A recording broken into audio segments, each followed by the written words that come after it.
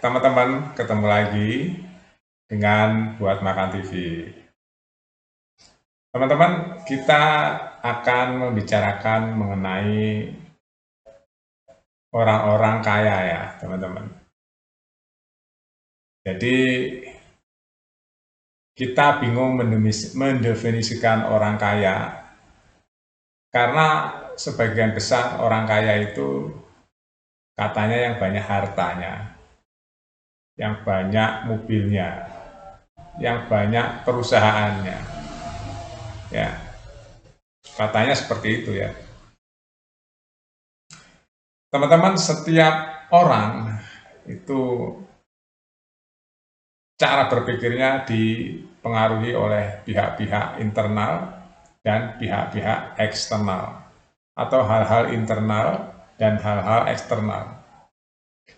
Kalau kita bicara mengenai kaya itu sendiri, kita langsung pikiran kita atau langsung berpikir bahwa kaya adalah banyak uang. Ya, itu otomatis kalau udah bicara kaya, wah banyak uang, jabat, orang besar gitu. Otaknya udah begitu kan. Ya karena itu yang didengarkan dari dia bisa mendengarkan tentang kata-kata orang kaya itu adalah orang yang banyak hartanya. Jadi kita mau bahas mengenai pandangan orang kebanyakan. Kenapa orang rela melakukan apapun untuk kekayaan, untuk keberhasilan. Yang katanya orang kaya itu pasti bahagia. Padahal enggak tentu teman-teman. Enggak semua orang katanya punya harta banyak dia bahagia. Enggak tentu seperti itu teman-teman. Enggak tentu. Jadi saya mau cerita ya teman-teman. Memang kalau banyak uang di dunia ini ya secara garis besarnya ya gampang ya, karena di dunia ini semua diatur sama uang. Ya termasuk kesehatan dengan uang, fasilitas ya kelas berapapun bisa pakai uang. Mau pergi kemanapun kalau uang banyak gampang, bisa naik pesawat, bisa naik apapun yang dia inginkan. Mau beli apa yang dia mau karena ada uang, ya dia bisa langsung beli, tidak seperti orang-orang yang tidak punya uang. Mau makan apapun bisa kalau banyak uang, ya karena memang dibelinya dengan nilai mata uang.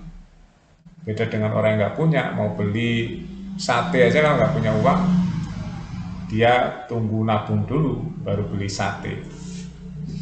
Mau makan di restoran aja banyak orang Indonesia seumur-umur belum pernah makan di restoran karena harganya mahal katanya.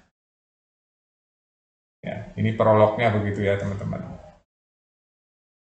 Jadi manusia itu banyak dipengaruhi oleh apa yang dia dengar, apa yang ada di lingkungan dia, apa yang ada masuk di otak-otak dia.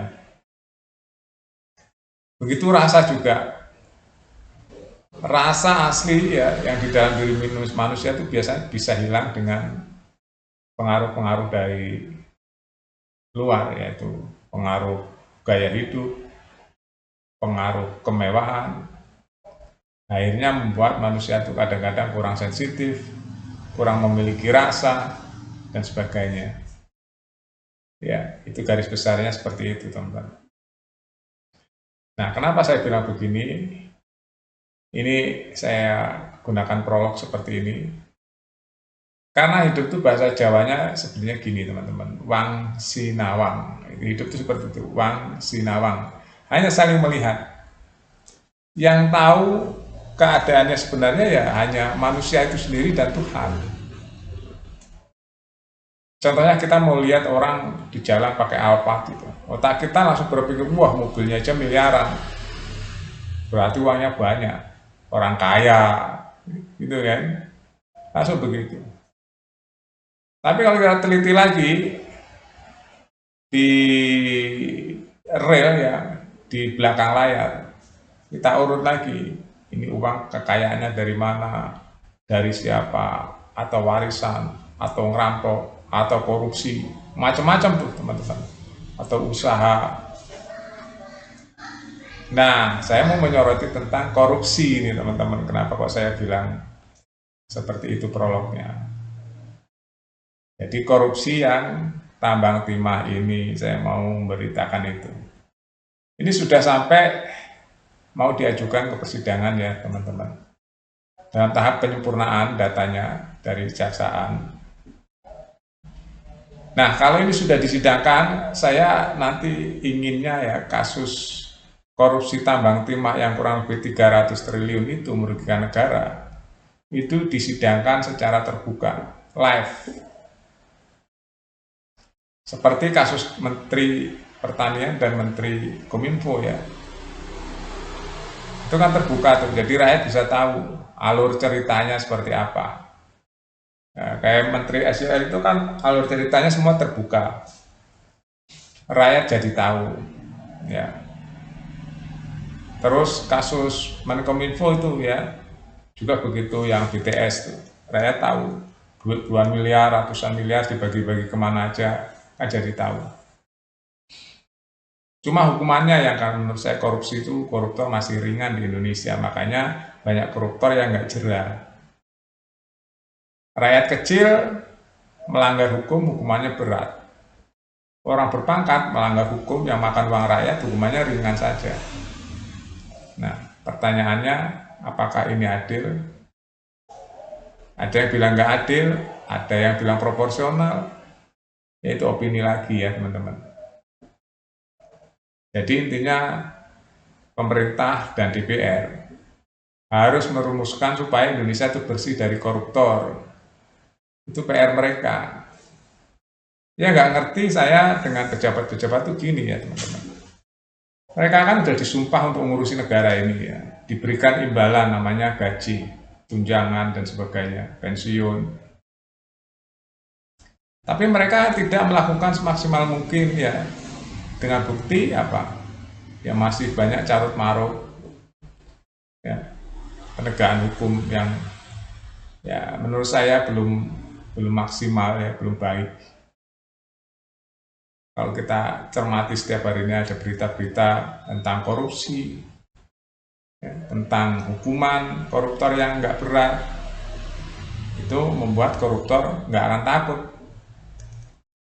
Selalu ada ya koruptor-koruptor, dan korupsinya sekarang kakap-kakap.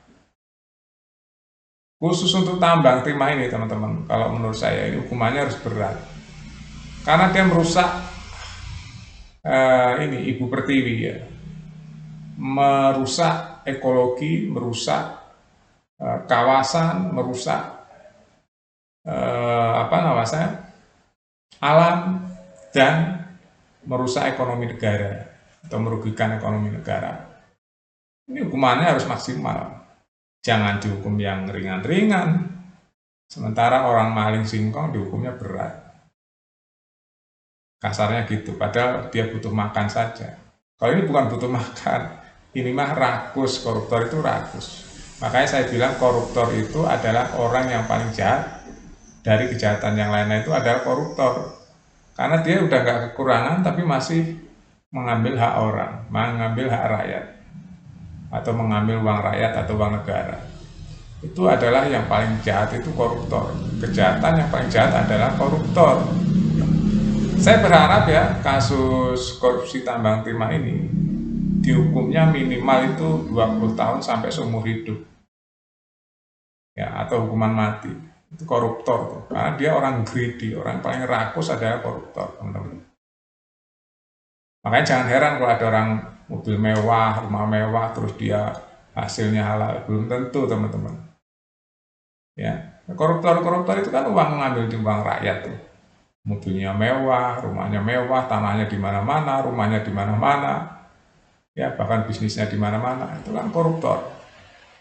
Yang ditangkap itu ya, contohnya udah banyak ditangkap. Rumahnya kan di mana-mana tuh. Kasus pajak, kasus ini. Nah sekarang sedang viral adalah kasus tambang timah. Kita tunggu saja ya teman-teman, nanti sidangnya seperti apa, hukumannya seperti apa. Mudah-mudahan nggak masuk angin ya. Sampai jumpa.